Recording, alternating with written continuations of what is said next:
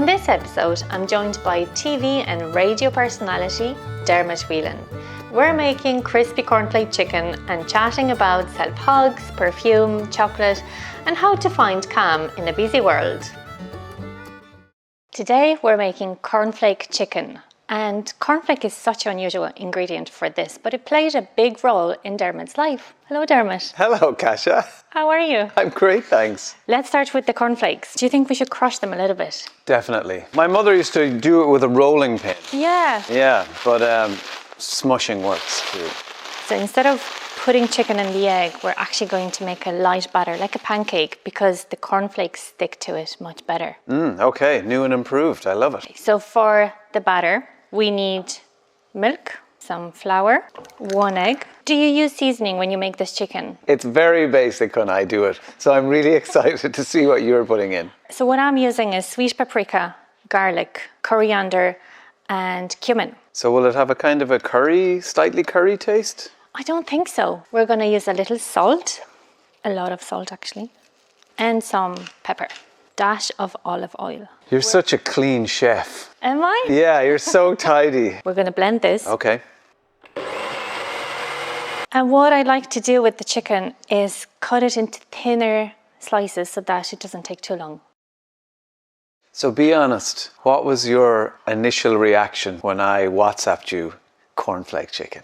I actually was like, oh my gosh, my mom used to make cornflake chicken too. I have such warm memories. Okay, oh, that's lovely. Yeah, so we'll be both doing sentimental cooking today. I was afraid you were just going to delete me out of your phone. No, I think it's such a crowd pleaser. You know what I've discovered is that it actually needs a lot of seasoning. So I'm going to add more salt onto the chicken. This is actually a seaweed salt that I've been obsessing about. Lovely. It's so good. A little bit of pepper too. Tell me, what is the story with cornflake chicken? I associate it with my mother. I feel like I'm doing her a bit of a disservice because she was an excellent cook. But for me and my brother Morris, this is the meal that we remember. She would make the cornflake chicken. It was our favorite because it was really tasty and crunchy. And I guess the closest thing we could get to, say, KFC as kids, My lasting memory is of sitting down in front of the TV, eating cornflake chicken, watching Star Trek, Next Generation. Yeah. And my mother, like us, was a huge Star Trek fan. But it was only years later, after watching it for many years, that we realized that my mom fancied Jean-Luc Picard. And we noticed a particular interest if there was an episode where Patrick Stewart maybe had his top off as he was tied to something, by the Klingons. And I remember it dawned on us. We were like, oh my God, you fancy Jean-Luc Picard, but he's like completely bald. And my mother went, I know. These are the kinds of little memories that stay with you. Just the, 6 o'clock in the evening, some cornflake chicken and Star Trek. And was she a practical cook, or was she creative and adventurous? I would say practical. Practical. Yeah. She was just very good at making simple things really well. And do you cook a lot at home? I cook. No, your wife is watching, so be honest.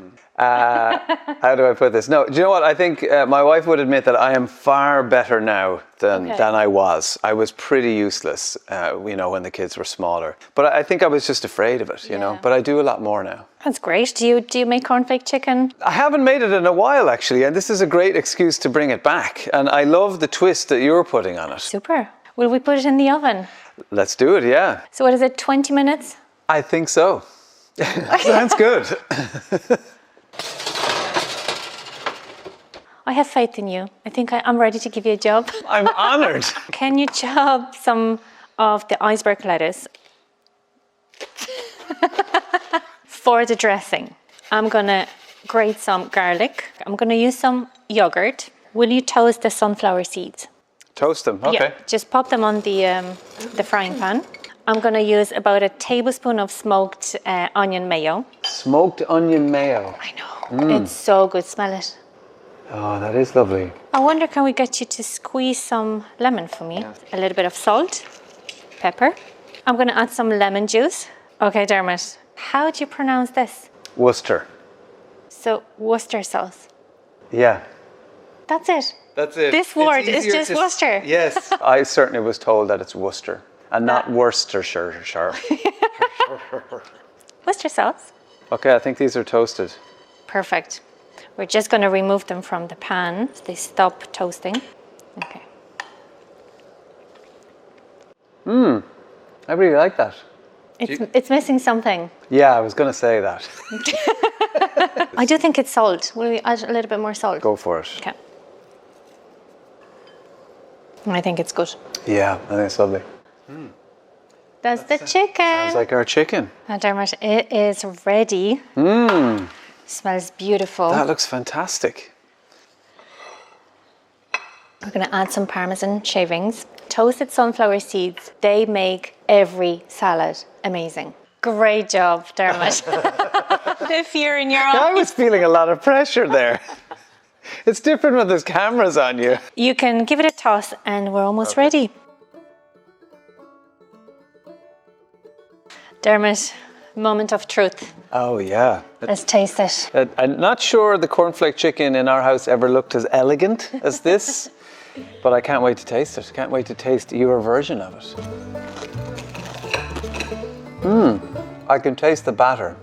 Dermot, you spend years on the radio with busy schedules and really early mornings, and now you help people calm their minds. How is that? It's great. I love it. Working for myself is a little bit different.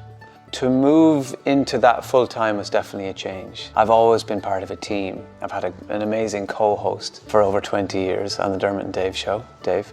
Is that what you miss the most? I do miss working with my friends, yeah. I'm a collaborator at heart. When I stepped away from that, you lose that support structure, you know. You lose the marketing team, the sales team, and then you become everything, you know. And it can be overwhelming. And I think anyone who works for themselves knows those moments, maybe first thing in the morning or maybe middle of the night, and you're thinking, oh my God, I have so much to do. Yeah. But it's great training for me because a lot of the work I do is helping people navigate change, you know, helping people feel comfortable with discomfort, to be able to sit in that space and not freak out, you know. So it wouldn't be much good if I was just staying in my comfort zone. Was there a lot of discomfort when you moved away and on your own, being your own boss? I guess you have excitement at the start, you know, and you enjoy the mornings and you're not, you know, getting up really early and having to perform. By the end, I found that daily demand to perform, regardless of my mood. Was quite draining. Everybody isn't like this all the time, you know, but you have to be on the radio, you know. You can't just go up and go, oh my God, I had a terrible sleep and my kids are annoying me. You can't, you got to be there. Yeah. You're there to give of yourself to the listener. So I still feel I give of myself, whether it's live performance or podcasts or whatever it is, but it's on my terms. So what's Dermot like? Dermot Whelan is a boss to Dermot. He's wonderful. Do you know what I've learned? That's a great question. I've had a lot of demanding bosses in media over the years. Some of them not too kind, some of them supportive. I have found that the most challenging boss I've ever had lives inside my head. The taskmaster who lives in there demands really high standards. And I think when you work for yourself, you really notice that. You know, how loud is the boss in your head? In the evening time when you're trying to switch off? How loud is the boss when you do something good? Is that boss congratulating you or saying, need to do more or do it better? You know, when I started working for myself, I found myself carrying my laptop bag everywhere. You know, even if I was going to meet you for coffee, I'd have a laptop with me. I brought it everywhere. And one day I was going to the movies. I was on my way to the cinema and I went looking for my laptop and I was like, what are you doing? Why am I doing this? And I realized that the boss in my head was saying, you know, you need to be ready for work. You need to prove that you are serious. So I think we get to know our inner boss and our inner voice and our inner dialogue when we're out of our comfort zones. It gets a little bit louder sometimes. Those are quite high standards that voice is demanding. So how do I, you know, reassure that voice that it's okay. I appreciate you staying on top of things, but I'll take it from here, you know. How was that? Because it was very difficult for me. I'd wake up in the middle of the night and just, you know, add another thing to do. It was overwhelming, that feeling of responsibility, that there is no one else to remind me to do those things. How was that for you? How did you manage? Well, I guess the first step was awareness and just going, okay, so this voice is there and it's demanding high standards of me. And trying to stay in a place of literally just observing it, almost like a scientist would with a clipboard. Okay, interesting. So in the middle of the night, this voice is quite loud. I feel under pressure to be creating lists and ticking things off, regardless of how important those things are on the list. That's interesting. I seem to get a dopamine hit if I can put a line through something, And so I guess being able to step back and just observe. And then I guess starting to steer my attention as much as possible towards the important things that I needed to do and not be pulled into that busyness trap of losing myself in the admin, in the smaller tasks. How about I just focus on that one project that makes me feel queasy when I think about it because I don't want to do it. Self-compassion is massive for me, and it's something I've really had to work at. Having compassion for myself for maybe forgetting to do something, not getting around to sending that email, I forgot to call that guy, instead of beating myself up. Oh, you idiot. Because you'd never say it to your best friend or to your child, If they said, I forgot this, you'd never go like, oh, you idiot. Yeah, well, you've got a wonderful staff next door in your beautiful chocolate factory and in your cafe. If you spoke to them like that voice in your head sometimes, they wouldn't stick around. They'd be working for the competition up the road, So what would you say? I understand, you made a mistake. It's human. We're all human. But, let's try and do better the next time. We'll try and be a little bit organized. If we could talk to ourselves like that, happy days. It is next to impossible to change our behaviors, our beliefs, if we are too busy beating ourselves up. If you have guilt and shame, you can't make changes from that place. That is so true. I've recently discovered giving yourself a hug. It works. Maybe it's the touch, but it brings you back to yourself, to that self-compassion. Just that alone. It's scientifically proven to release oxytocin. It's our cuddle hormone. But most of all, it's taking you out of your head for just a couple of moments and offering ourselves a little bit of kindness. It's an effective business tool, self-compassion. Yeah. Because if you're too stressed out, how can you be a good manager, or a good leader? If someone comes to you and says, I'm in real trouble here, I don't know how our department is falling apart. Yeah. How are you going to have any empathy or any effectiveness to help them if you're so busy putting out your own stress fires and so busy beating yourself up? Is that something you talk in your podcast as well with your guests? Yeah, season 5 actually of the Mindful podcast has just started. And I talk to guests about all kinds of anything to do with human behavior. Flow state, or you have Cillian Murphy, the Oscar winner, talking about how he gets into that frame of mind. I talk about relationships and how our minds work and anxiety and all those little things that can hold us back sometimes. If you want more tips like that about self-hugging, subscribe, listen to Dermot's podcast. It sounds wonderful. Thank you. Hey Dermot, did you enjoy that? That was excellent, Kasha. My mum would be very impressed. And so would Captain Picard. Thank you so much. That was actually so good. Thank you for trying it and putting your own twist and improvement into it. Fantastic. No problem. So what's for dessert? Is that rude to ask? I don't have anything. Shall we go to the chocolate factory? We'll have coffee, we'll have dessert. Is that acceptable? That's what I was really hoping for. Okay, let's go.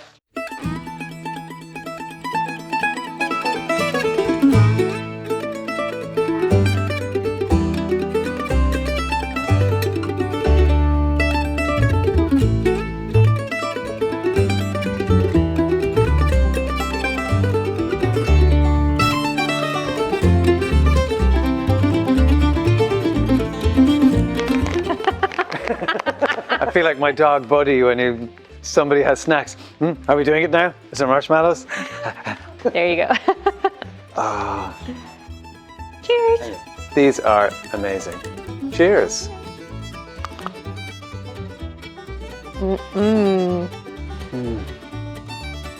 That's why I always have to have 2 packets. One is for the vultures in the house and one is mine. But I have a strange little gift. I made this for you, okay? Aww. What is it? It is a Moroccan perfume that I made. No. So in years gone by, I used to make my own cosmetics. Oh my God, this is amazing. This is very simple ingredients. It's organic, really natural Moroccan argan oil. And then you have really natural essential oils as well. So you have oud, there's amber in there, and there's orange blossom. It has a very calming effect. This is beautiful. Thank you so. Shall we get chocolate? I feel like. Yeah, let's do it. I owe you chocolate. You do. You owe me lots of chocolate. Let's do it.